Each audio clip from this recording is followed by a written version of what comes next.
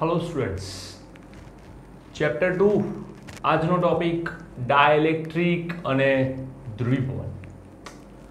આ પોટેન્શિયલ અને કેપેસિટરના ટોપિક્સમાં વચ્ચે આના કેમનું ગુજાડી દીધું ડાયઇલેક્ટ્રિક અને ધ્રુવીભવન? તો આ જે ટોપિક છે એ ટોપિક કેપેસિટન્સ માટે બહુ જ અગત્યનો છે। જે ડબલ નીટના ન્યુમેરિકલ્સમાં પણ આ ટોપિક પરથી ન્યુમેરિકલ્સ આવે છે। टॉपिक लेंथी है ओके। तो आज आप જોઈએ છીએ ડાયઇલેક્ટ્રિક અને ધ્રુવીભવન જોડે જોડે લખતા રહેજો કારણ કે કદાચ નોટ્સ લાંબી થશે આજે। સૌથી પહેલા તો જોઈએ કે કેપેસિટન્સ શું કામ કરે છે અને કેવી રીતે હોય છે, જેની ચર્ચા આજે આપણે આગળના લેક્ચરમાં નહોતી કરી। કે કેપેસિટર છે એક પ્લેટ પ્લસ છે एक प्लेट माइनस है, તેમની વચ્ચેનું અંતર બહુ જ નહિવત હોય છે, બહુ જ નહિવત। એવામાં પરિસ્થિતિ શું થાય છે કે આ બંને પ્લેટો એકબીજા તરફ આકર્ષણ પામે છે અને એકબીજાને ચોંટી જાય। હવે જો આ બંને પ્લેટો એકબીજાને ચોંટી જાય છે તો આ જે પ્લેટ્સ છે એ તટસ્થ બની જશે, આખું કેપેસિટર જ નાશ પામે। કેપેસિટર શું પામે? નાશ પામે। એટલે કે અહીંયા કેપેસિટરની પ્લેટોની જે સ્થિરતા છે, કેપેસિટરના પ્લેટોની જે સ્થિરતા છે એ સ્થિરતા ઉપર સવાલ થાય છે કે કેપેસિટરની પ્લેટો સ્થિર કેમ નથી રહી શકતી ને? જો એમને સ્થિર રાખવી છે તો શું કરવું પડે? તો એના માટે આપણે તેની વચ્ચે એક ચોક્કસ પ્રકારનું મટીરિયલ મૂકવું પડે કે જે મટીરિયલની ઉપર કેપેસિટર રહે, પરંતુ એવું મટીરિયલ હોવું જોઈએ કે જેના કારણે આ જે વીજભારો છે એ વીજભારો ઉપર કોઈ અસર ના થાય। મટીરિયલ એવું હોવું જોઈએ કે આ વીજભારોને ના તો વધારે ન તો ઘટાડે। જો આ વીજભારો ડિસ્ટર્બ થયા તો કેપેસિટન્સ આખું ડિસ્ટર્બ થઈ જશે। ઓકે, તો સૌપ્રથમ આપણે વાત કરીએ કે માઇકલ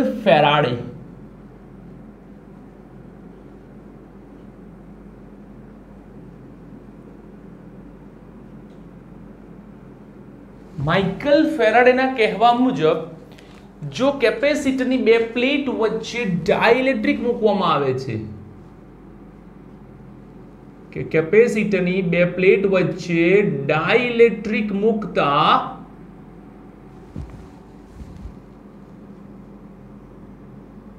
તેમનું કેપેસિટન્સ એકાએક વધી જાય છે। કેપેસિટન્સ વધી જાય છે, વાહ! આમ બી કેપેસિટરની વેલ્યુ નેનો, માઇક્રો, પીકોમાં હતી અને જો કોઈ પણ પ્રકારના વીજભાર ઉમેર્યા વગર માત્ર એક ડાઇલેક્ટ્રિક નાખીએ અને જો કેપેસિટન્સ વધી જાય એનાથી વધારે સારું શું હોય? ઓકે, તો જોઈએ સૌપ્રથમ આપણે એ જોઈએ છીએ કે ડાઇલેક્ટ્રિક કેટલા પ્રકારના હોય। ઓકે, તો સામાન્ય રીતે જે ડાઇલેક્ટ્રિક છે એ બે પ્રકારના જોવા મળે છે। એક જે છે તેને આપણે ધ્રુવીય કહીએ છીએ, બીજો પ્રકાર જે છે તેને આપણે અધ્રુવીય ડાઇલેક્ટ્રિક કહીએ છીએ। સામાન્ય રીતે ડાઇલેક્ટ્રિક મટીરિયલ એ કેવું હોવું જોઈએ? અવાહક હોવું જોઈએ। કેવું હોવું જોઈએ? અવાહક હોવું જોઈએ। સુવાહક ચાલશે નહીં। કેમ? સુવાહકના જે ગુણધર્મો આપણે જોઈએ એના કહેવા પ્રમાણે તો સુવાહકની અંદર પરિસ્થિતિઓ બધું બહુ અલગ અલગ હોય છે। ઓકે, તો એના માટે તમે લોકો સુવાહકના ગુણધર્મો જુઓ અને મીનવેલ આપણે ટોપિકમાં બી ડિસ્કશન કરીશું। ઓકે, તો અહીંયા જુઓ ધ્રુવીય ડાઇલેક્ટ્રિક મટીરિયલ કોને કહેવાય? તો કે એવું ડાઇલેક્ટ્રિક મટીરિયલ કે જેની ડાયપોલની ચાક માત્રા કાયમી હોય છે।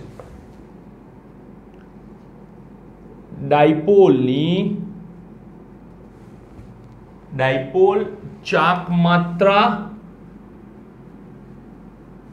કાયમી હોય છે, જ્યારે અહીંયા ડાયપોલ ચાક માત્રા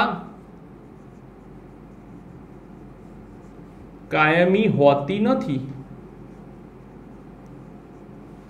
ડાયપોલની ચાક માત્રા આમાં કાયમી હોતી નથી, પેલામાં કાયમી હોય છે. ઓકે, ઉદાહરણ HCl. Good, sorry my mistake. H2 ધ્રુવીય છે, O2 અધ્રુવીયમાં, HCl મિસ્ટેક થતી લાગે છે. યસ યસ યસ યસ, ધ્રુવીય જેને પોલ હોય છે. ઓકે, HCl,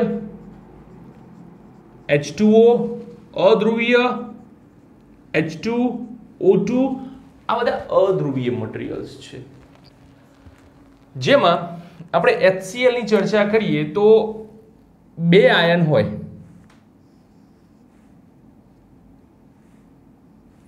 એક H+ હોય, એક Cl- હોય. બંને આયનો ચોક્કસ અંતરે ગોઠવાયેલા હોય છે તથા તેમને ડાયપોલની ચાક માત્રા ઋણથી ધન તરફની જોવા મળે છે. જ્યારે H2 અને O2 માં કેવું થાય છે કે તેમના કેન્દ્રો એકબીજા પર સંપાત થાય છે. કેન્દ્રો એકબીજા પર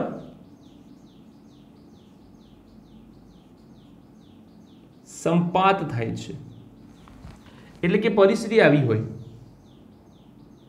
આ કેન્દ્ર, એ કેન્દ્રની ઉપર જ ધન વીજભાર અને ઋણ વીજભાર આવેલો હોય છે, જેના કારણે તેમની વચ્ચે કોઈ અંતર જોવા મળતું નથી, જેથી તેમને કાયમી ડાયપોલ હોતું નથી. તમને થશે કે ડાયપોલ કાયમી નથી પણ પરમેનન્ટ નથી, પણ ટેમ્પરરી તો હોય ને. યસ, ટેમ્પરરી મળી જશે. કેવી રીતે? તો જુઓ, અધ્રુવીયને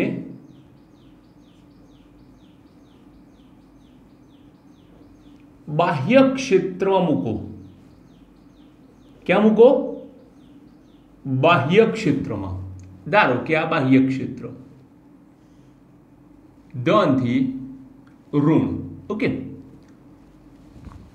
જે પરિસ્થિતિ આ જે અણુ છે એ અણુને બાહ્ય ક્ષેત્રમાં મૂકો, ઉઠાઈને પટક, તો જેવો ત્યાં જશે કે જે ઋણ વીજભાર છે તેને આ લોકો આકર્ષે ડાબી બાજુ, જે ધન વીજભાર છે તેને જમણી બાજુના માણસો આકર્ષે. ઓકે, તો શું થશે કે આ બાજુ ઋણ આવી જશે, આ બાજુ ધન આવી જશે.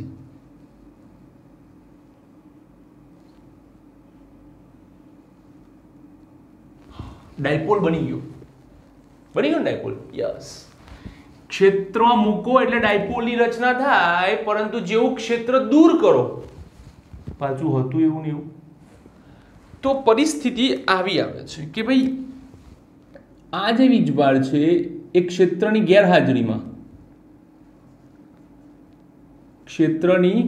ગેરહાજરીમાં અને આ રીતે જે પરિસ્થિતિ બને છે તે છે ક્ષેત્રની હાજરીમાં. જો ક્ષેત્ર દૂર કરો તો આ બને, જો ક્ષેત્ર લાવો તો આ બને. ઓલ્ટરનેટ, કન્ટિન્યુઅસ, ગોળ ગોળ ફરતું રહે. હવે થાય શું કે જ્યારે ક્ષેત્રની હાજરી રચાય છે ત્યારે તેમની વચ્ચે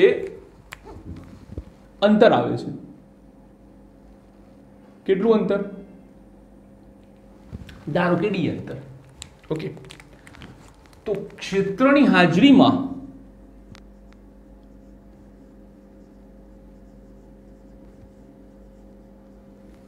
તેને ડાયપોલની ચાક માત્રા P બરાબર Q × D. સર 2a ના આવે? હા, બે વચ્ચેનું અંતર એ 2a, એની જગ્યાએ D કીધું. શું ફરક પડે છે? મૂલ્ય થોડી બદલાવાનું છે. આટલું થાય. હવે કોઈ પણ અણુ હોય એ કેવો હોય? ત્રિપરિમાણીય. કેવો હોય? ત્રિપરિમાણીય. લાઈક ત્રિપરિમાણીય. હવે આ ત્રિપરિમાણીય જે અણુ છે તેનું પોતાનું શું હોય? કદ હોય. તો એકમ કદમાં રહેલ ડાયપોલને તેનું ધ્રુવીભવન કહે છે. શું કહે છે? ધ્રુવીભવન કહે છે. કે ધ્રુવીભવન એટલે શું? તો કે ધ્રુવીભવન એટલે કેપિટલ P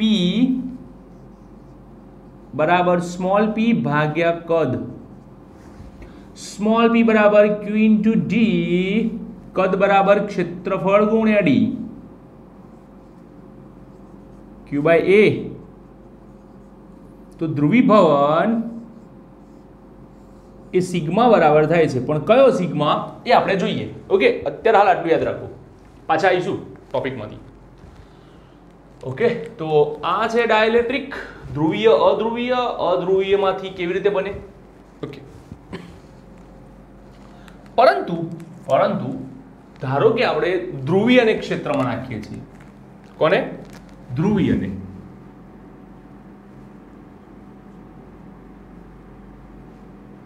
તો શું થાય? પહેલા અધ્રુવીય નાખ્યો, હવે ધ્રુવીયને નાખો. જો ધ્રુવીયને તમે ક્ષેત્રમાં નાખો તો એક વસ્તુ છે, ધ્રુવીય એટલે આપણે એવું કહી શકાય કે આની પાસે પોતાનો ડાયપોલ છે અને કાયમી છે. ઓકે, એટલે આ પોતે એક ડાયપોલ તરીકે વર્તે. અને જ્યારે ડાયપોલને બાહ્ય ક્ષેત્રમાં મૂકો છો તો શું થાય છે? તો કે ભાઈ ટોર્ક મળે છે. Very good, very good, very good. Torque મળે છે. આ ટોર્કનું કાર્ય શું થાય છે? તો કે ટોર્ક જે છે તે ડાયપોલ બાબાને ક્ષેત્રને સમાંતર ગોઠવે.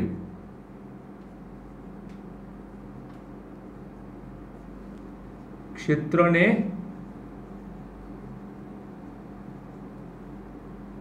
સમાંતર ગોઠવે. વાહ, ગોઠવાઈ જાય નહીં? યસ. પણ પહેલું ચેપ્ટર એ મર્યાદિત હતું. બીજા ચેપ્ટરમાં ઘણા બધા કારણો અને કિસ્સાઓ બને છે ને એમાંનું એક કારણ એ છે કે જ્યારે તમે ડાયપોલને ક્ષેત્રને સમાંતર ગોઠવવાનો પ્રયત્ન કરશો ત્યારે યાદ રાખજો, બાહ્ય વાતાવરણમાંથી અથવા તો બાહ્ય વાતાવરણમાંથી બાહ્ય ઉર્જા મેળવી ચલિત થશે. શું થશે? ચલિત થશે. યાદ છે તમને આ ઉર્જાને શું કહેવાય? આ ઉર્જાને કહેવાય ઉષ્મીય દોલન દીઠ ઉર્જા, જે એક પરિમાણવીય માટે યાદ આવશે. હમણાં તરત જ જો 11th માં મસ્ત કામ કર્યું હશે ને તો યાદ આવશે 3/2 kBT, જેનો આધાર બાહ્ય વાતાવરણના તાપમાન પર રહેલ છે. બહારનું તાપમાન વધારે હશે તો ઉર્જા વધશે. કરશે શું? આ ડાયપોલ ક્ષેત્રને સમાંતર ગોઠવાયો, બહારથી ઉર્જા આવશે, ઘૂસશે આમાં ઉપર. પછી ક્ષેત્ર શું કરશે? સમાંતર. તો ઉર્જા આવશે અસમાંતર, સમાંતર અસમાંતર, સમાંતર અસમાંતર. એટલે કે આખા કિસ્સામાં તમને ક્યારેય ડાયપોલ 100% સમાંતર જોવા નહીં મળે. 100% ડાયપોલ ક્યારેય સમાંતર નહીં થાય, એ ચલિત જ થતો રહેશે, ઉપર નીચે ઉપર નીચે ઉપર નીચે. ઓકે, બીજું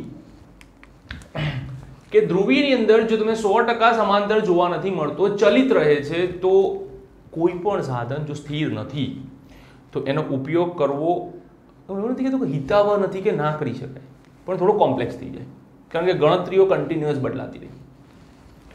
ઓકે, એટલા માટે આપણો જે અધ્રુવીય છે એ વધારે સેફ છે. આ તમને નોલેજ માટે આપ્યું કે કેમ અધ્રુવીય વપરાય અને ધ્રુવીય કેમ ન વપરાય. ઓકે, હવે આપણે આગળ જઈએ. કે એક કામ કરો, આટલું લખી લો. ઓકે,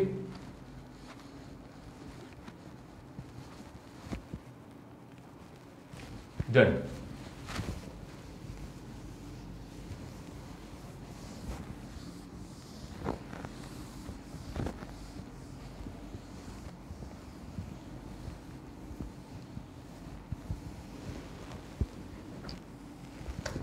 ચલો, હવે આપણે કેપેસિટર લઈએ.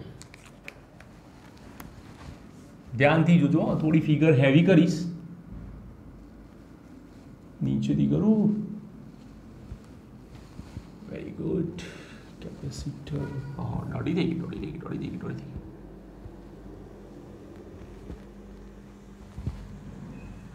ઓકે, હવે જુઓ, કેપેસિટરની જે પ્લેટો છે એ પ્લેટો પર એક પ્લેટ ધન,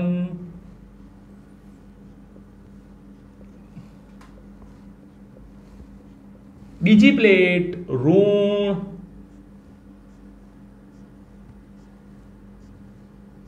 ઓકે, એક પ્લેટ ધન, બીજી પ્લેટ ઋણ. ક્ષેત્ર ધનથી ઋણ,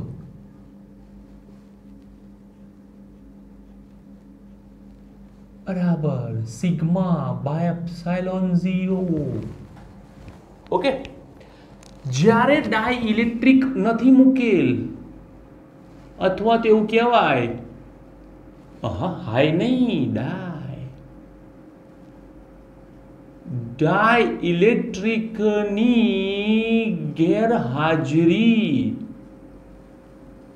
જ્યારે ડાઇલેક્ટ્રિકની ગેરહાજરી હોય ત્યારે કેપેસિટરની બે પ્લેટો વચ્ચે વિદ્યુત ક્ષેત્ર કેટલું હોય?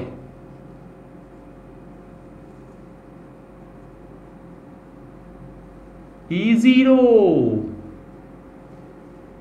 Sigma by epsilon 0. ઓકે, અને આના પર વીજભાર પ્લસ ક્યુ, આના પર માઇનસ ક્યુ, તથા વીજભાર ઘનતા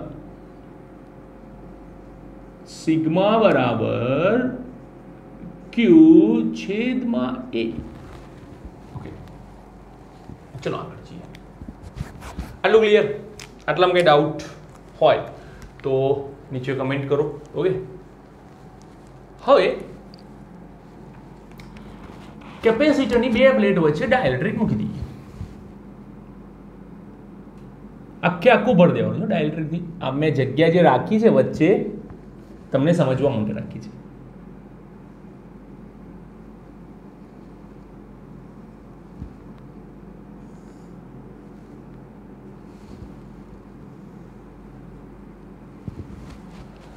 થઈ ગયું? ઓકે, હવે જુઓ, કેપેસિટરના ડાઇલેક્ટ્રિકને કેવી રીતે ગોઠવવાનું આવે છે એ સમજાવું તમને. કે ધારો કે આપણે આ ડાઇલેક્ટ્રિક મટીરિયલ લીધું,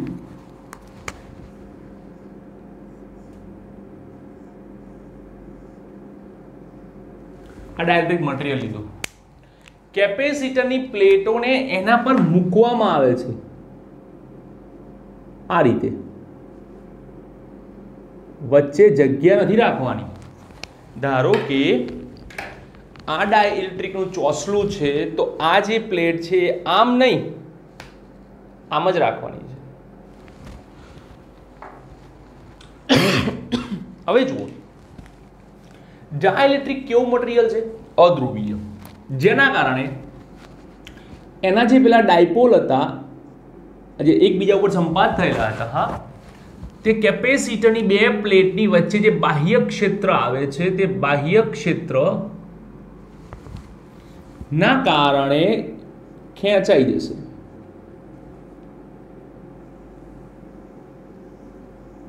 આ રીતે ખેંચાઈ જશે. એક બાજુ ઋણ આવી જશે,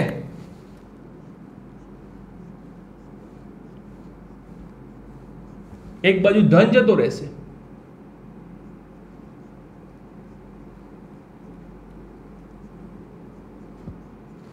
જોયું? એક બાજુ કેવો જતો રહ્યો? ઋણ, એક બાજુ ધન. હવે ધ્યાનથી જુઓ અને સમજો. આ જે વીજભાર છે એ વીજભારનો આધાર કોના પર છે? તો કે આ પ્લેટો તમે કેટલી ચાર્જ કરી છે તેના પર છે. આ જે વીજભાર છે એ વીજભાર બોર્ડર ઉપર આવી જશે. આ જે વીજભાર છે એ વીજભારને આપણે QB કહીશું. શું કહીશું? QB. આ પ્લસ QB, આ માઇનસ QB. B એટલે શું? B ને ઇંગ્લિશમાં કહેવાય છે બાઉન્ડ. બાઉન્ડ એટલે બદ્ધ. નથી પ્રતિજ્ઞાબદ્ધ હોવું, પ્રતિજ્ઞાથી બંધાયેલો હોવું, એવો આ બદ્ધ વીજભાર છે, બંધાયેલ વીજભાર છે. આ બદ્ધ વીજભારની વીજભાર ઘનતા આપણને મળે સિગ્મા બી માઇનસ અને પ્લસ. ઓકે, હવે તમે ધ્યાનથી જુઓ. ટોપિકની શરૂઆતમાં આપણે શું વાત થઈ? આ બે પ્લેટો એકબીજાને આકર્ષે, જેના કારણે આ બે પ્લેટો ચોંટી જાય. વચ્ચે ડાયલેક્ટ્રિક મૂકી દીધું. આ બંને વચ્ચે આકર્ષણ, આ બંને વચ્ચે આકર્ષણ, અને આ બંનેની વચ્ચે એક વાસ્તવિક ચોસલું આવતા આ બંને ક્યારેય એકબીજાની નજીક આવતા નથી. બંને ક્યારેય પણ એકબીજાની નજીક આવતા નથી. હવે આપણે વાત કરીએ વિદ્યુત ક્ષેત્રની. ઓકે, તો વિદ્યુત ક્ષેત્રની પરિસ્થિતિ કેવી છે ને શું છે એ એકવાર આપણે જોઈએ. તો કે જે ધન વીજભાર છે એનું ક્ષેત્ર આ બાજુ, ઋણ વીજભાર છે તેનું ક્ષેત્ર પણ આ બાજુ. કેમ? આનું બહાર નીકળે તો આનું અંદર જાય. આનું ક્ષેત્ર આવે સિગ્મા બી બાય 2 એપ્સાઇલોન 0. આનું ક્ષેત્ર આવે minus sigma B by 2 epsilon 0. અથવા તો દિશાની ચર્ચા કરી પછી આપણે પ્લસ માઇનસમાં પડતા નથી. ક્લિયર? ઓકે. ગેરહાજરીમાં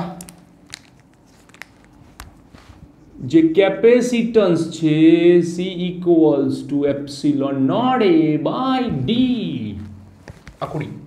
ઓકે, હવે આપણે ડાઇલેક્ટ્રિકની હાજરી કરી.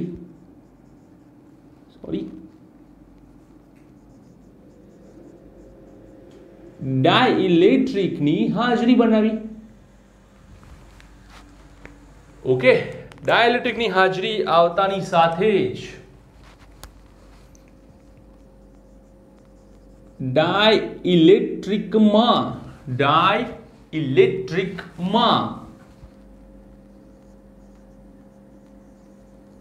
વિદ્યુત ક્ષેત્ર E બરાબર sigma B by 2 epsilon 0 plus sigma B by 2 epsilon 0 બરાબર સિગ્મા બી બાય એપ્સાઇલોન 0, જે બાહ્ય ક્ષેત્રનો વિરોધ કરે છે, બાહ્ય ક્ષેત્રથી વિરુદ્ધ છે.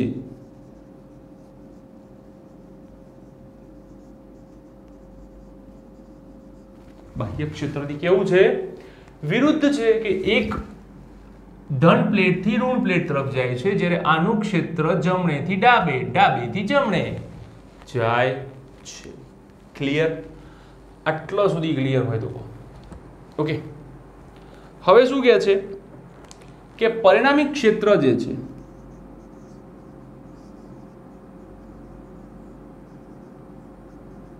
એ કેટલું મળશે? ER E0 minus E. ER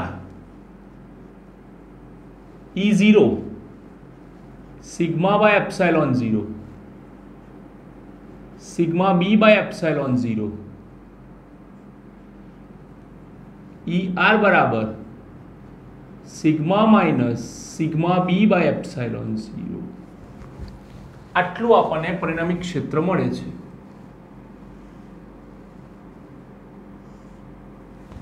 okay, આટલું મળે છે.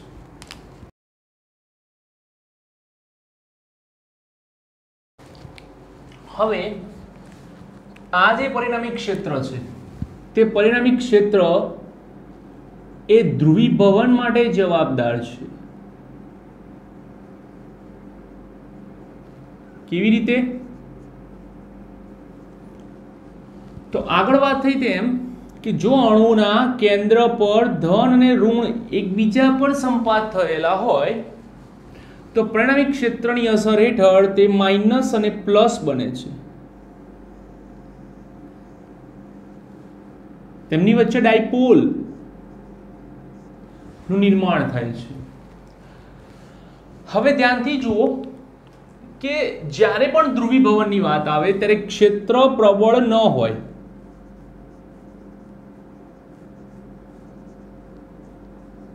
આનો મતલબ શું થાય? ચલો ધારો કે પ્રબળ છે તો શું થાય? ઓકે, તો શું થશે કે આ જે બે અણુઓનું અંતર છે એ અંતર ખૂબ જ વધતું જશે. એક સમય એવો આવશે કે એ અણુઓ ક્ષેત્રથી એટલા પ્રભાવિત થઈ જશે, એટલા દૂર જતા રહેશે કે એકબીજાની અસરને નાબૂદ કરશે, એકબીજાના અસરમાંથી નીકળી જશે. અને જ્યારે એકબીજાની અસરમાંથી નીકળી જશે ત્યારે એ ડાયપોલ તૂટી જશે, ડાયપોલ બ્રેક થઈ જશે. આને કહેવાય છે બ્રેકડાઉન. શું કહેવાય છે? ડાયપોલનું બ્રેકડાઉન.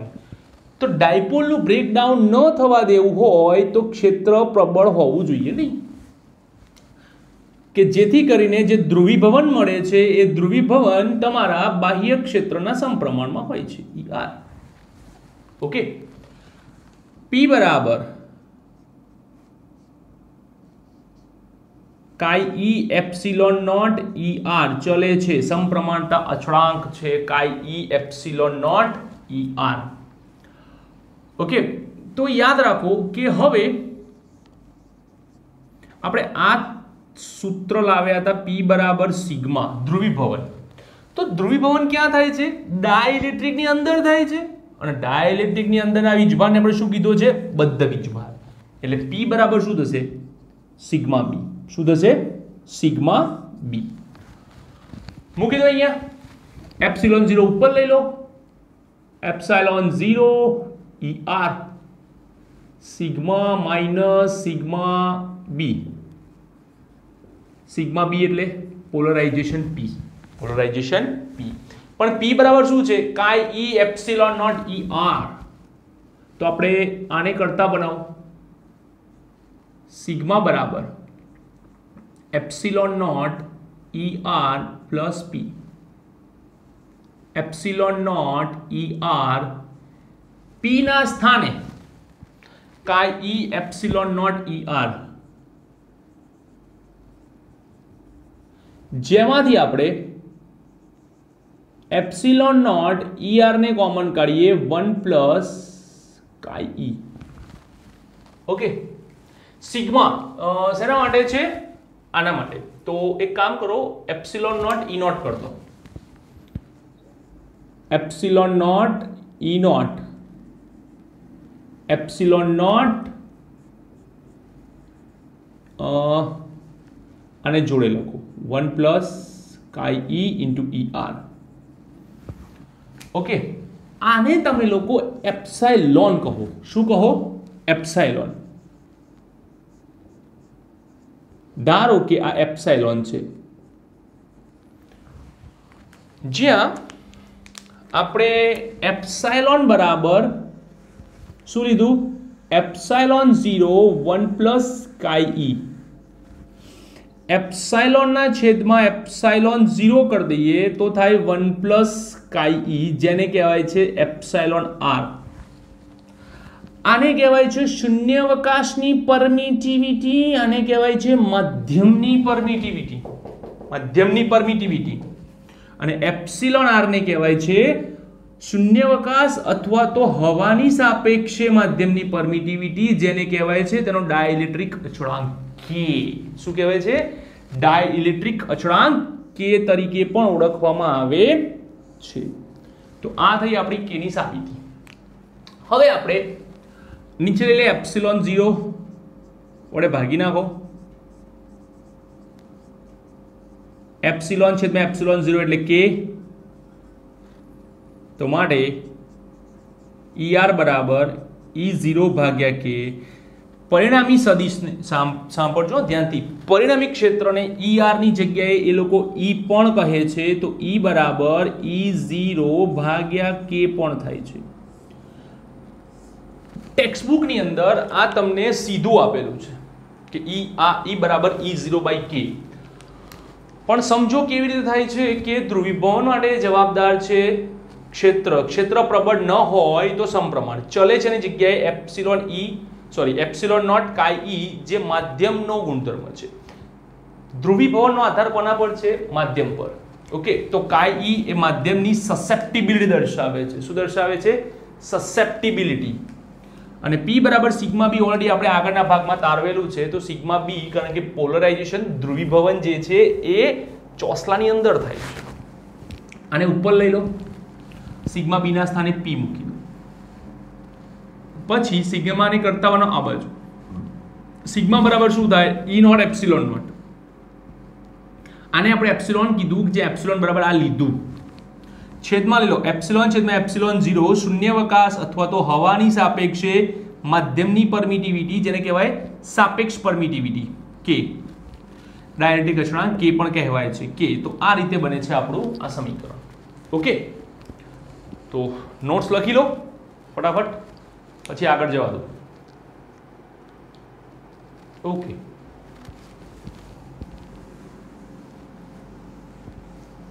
હવે આપણે તારવવાનું છે કેપેસિટન્સનું સૂત્ર.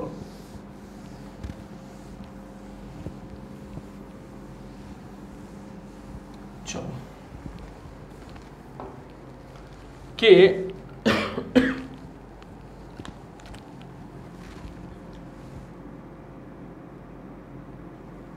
ડાઇલેક્ટ્રિક ની ગેરહાજરીમાં કેપેસિટન્સ C0 બરાબર epsilon 0 A by D. Okay, આટલું ક્લિયર? હવે ડાઇલેક્ટ્રિકની જ્યારે હાજરી થાય છે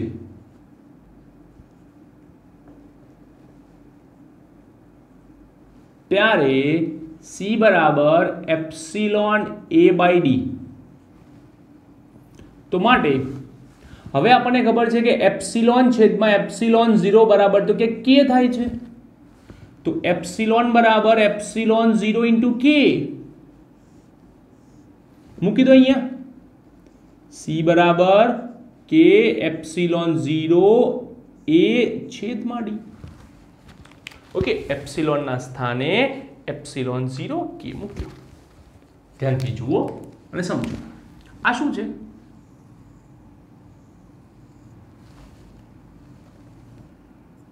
C0, તો માટે C બરાબર K C0, K ની કિંમત હંમેશા 1 કરતા વધારે હોય. K ની કિંમત હંમેશા કેવી હોય? 1 કરતા વધારે હોય. અને 1 કરતા મોટી સંખ્યા જ્યારે ગુણાય ત્યારે જવાબમાં શું કરે છે? વધારો કરે છે. શું કરે છે? વધારો કરે છે. તો ધ્યાન રાખો, સમજો, એકદમ ધ્યાનથી સમજો કે કેપેસિટન્સ, માઇકલ ફેરાડે શું કીધું હતું કે ડાઇલેક્ટ્રિક નાખવાથી કેપેસિટન્સ વધે છે કારણ કે K થાય છે. ધારો કે શરૂઆતનું કેપેસિટન્સ 5 માઇક્રોફેરાડ હોય. ઓકે, અને K ની કિંમત ધારો કે 4 લઈએ, તો 4 પંચાને 20. કંઈ પણ કર્યા વગર, કેપેસિટરને છેડછાડ કર્યા વગર સીધું 5 માંથી 20 થઈ ગયું છે ને, જોરદાર. તો આ છે એનો કમાલ. ઓકે, તો આ જે છે એ લખી લો, કારણ કે આ સિસ્ટમ બહુ શોર્ટકટ સિસ્ટમ વાળી છે, એકદમ સ્લો છે અને જવાશે. ટેક્સ્ટબુકની મેથડ બાકી છે, ફટાફટ આ જોઈ લો. ચલો લખી લો.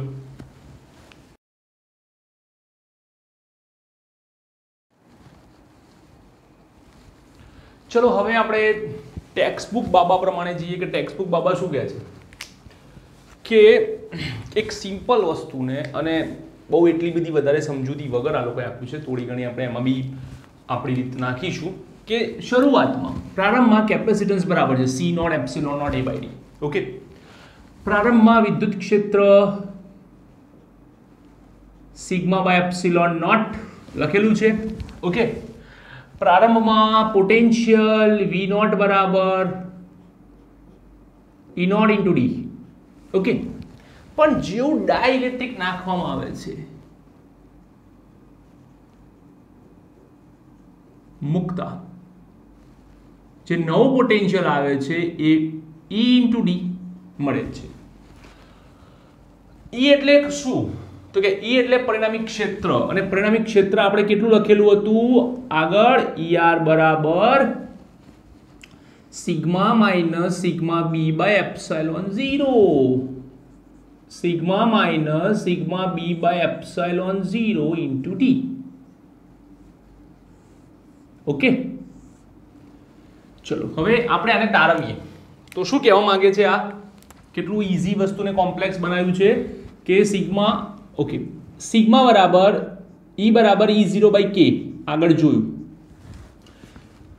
સિગ્મા છેદમાં એપ્સિલોન 0 સિગ્મા B છેદમાં એપ્સાઇલોન 0 E0 બરાબર સિગ્મા છેદમાં એપ્સાઇલોન 0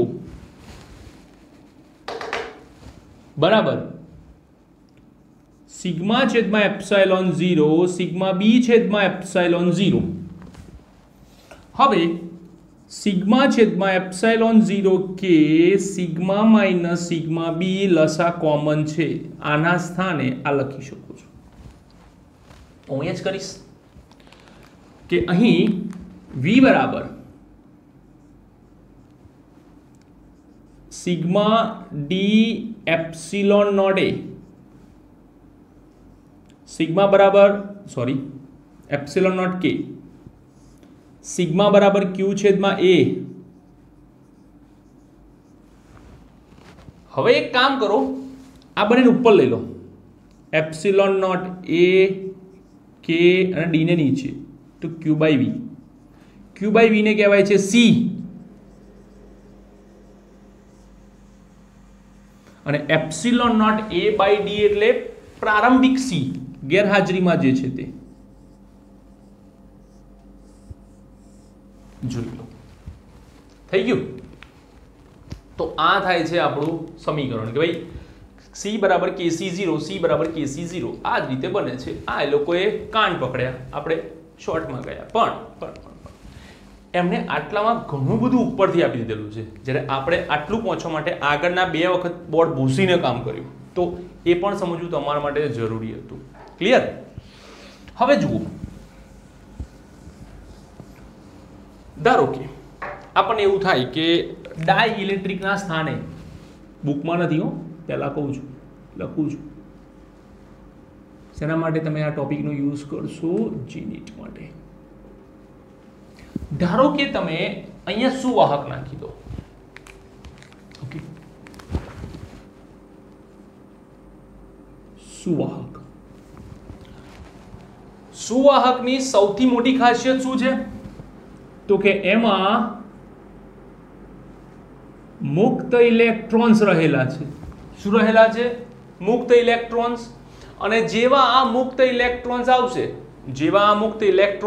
આવશે, કે જે આ પ્લેટ ધન છે એની સાથે ઋણ થઈ જશે, આ જે ઋણ પ્લેટ છે એની સાથે ધન જોડાઈ જશે, અને આખા વિભાગને શું બનાવશે? તટસ્થ.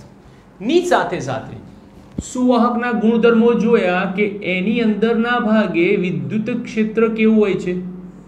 શૂન્ય. વિદ્યુત ક્ષેત્ર કેવું હોય છે? શૂન્ય. તો પરિણામી ક્ષેત્ર કેટલું મળે? બાહ્ય ક્ષેત્ર જેટલું જ મળે. કેટલું મળે? બાહ્ય ક્ષેત્ર જેટલું મળે છે. એટલે કે ક્ષેત્રમાં કોઈ ફરક નથી પડતો. ક્ષેત્રમાં ફરક નહીં પડતો તો કેપેસિટન્સમાં જો ખાસ ફરક પડશે. જુઓ, E બરાબર E નોટ બાય K, અંદરના ભાગનું ક્ષેત્ર જે છે એ કેટલું છે? 0. તો K બરાબર શું થવા જોઈએ? ઇન્ફાઇનાઇટ.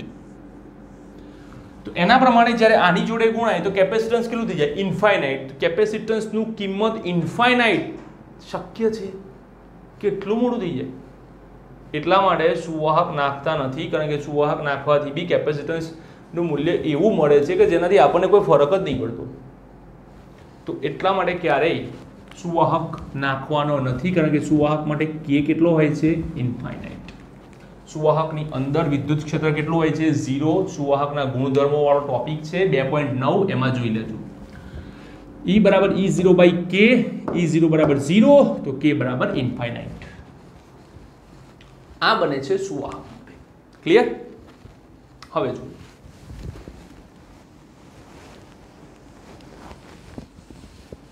અરે સર લખવાનું રહી ગયું, થોડું બેક કરી દો, મળી જશે બધું જ. હવે જો ધારો કે એવી પરિસ્થિતિ આવે, ધારો કે આપણે એક કામ કરો ને, આપણે પોટેન્શિયલ જોઈએ. પોટેન્શિયલ શું કહે છે?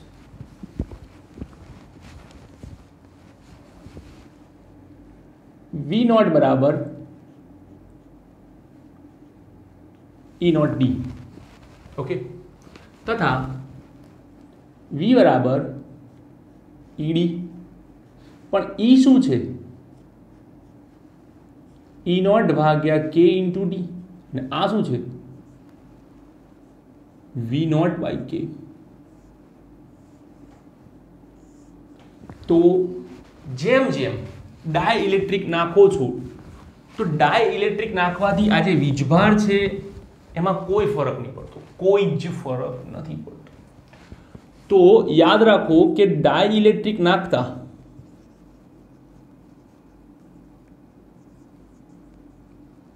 કેપેસિટન્સ છે એ વધે છે. ડાયઇલેક્ટ્રિકના કારણે બે પ્લેટો વચ્ચેનું જે ક્ષેત્ર છે એ ઘટે છે. પોટેન્શિયલ પણ જે છે એ ઘટે છે. ક્યુ પર કોઈ અસર થતી નથી. તો આમ આ છે ડાયઇલેક્ટ્રિક મૂકતા તેની અસર. ધારો કે એવું થાય કે આપણે જે ડાયઇલેક્ટ્રિક મૂક્યો છે, આ ડાયઇલેક્ટ્રિક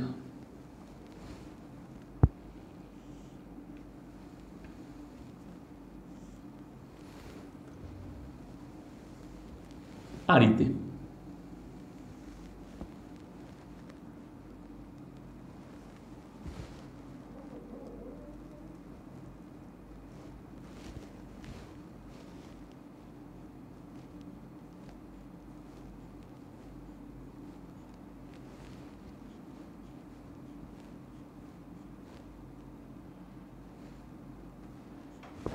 મૂકી દીધું. બે પ્લેટો વચ્ચે નું અંતર D,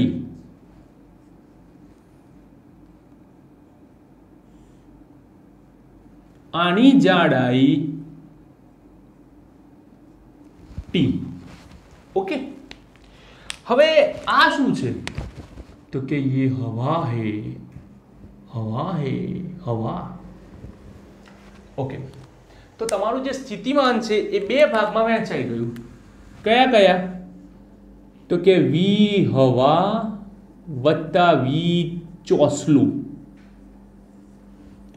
V હવા જે છે એ E હવા પ્લસ જોઈએ અંતર જોઈએ, ચોસલું છે તેના માટે E ઇન્ટુ ચોસલાની જાડાઈ T. હવા કેટલી છે? તો કે આખા D માંથી આ T બાદ કરી દો, તેટલી હવા છે, તેટલી હવા છે. તો V બરાબર E0 D minus T, E બરાબર E0 ભાગ્યા K ઇન્ટુ T. હવે E0 કોમન કાઢ લો,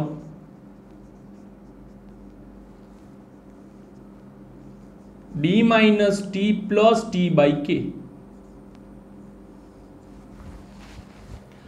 E બરાબર શું થાય? Sigma by epsilon 0, T common 1/K minus 1.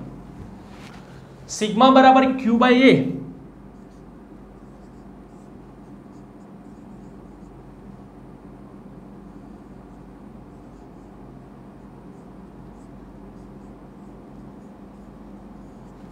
V ને નીચે લાવો અને ઉપર લઈ લો. Q બાય A બરાબર Q બાય V બરાબર એપ્સિલોન નોટ એ છેદમાં D plus T 1 minus 1 by K અને ક્યુ બાય વી ને કહેવાય છે સી, કેપેસિટન્સ સી. તો તમે ધ્યાનથી જુઓ કે જ્યારે તમે હવા નાખી હતી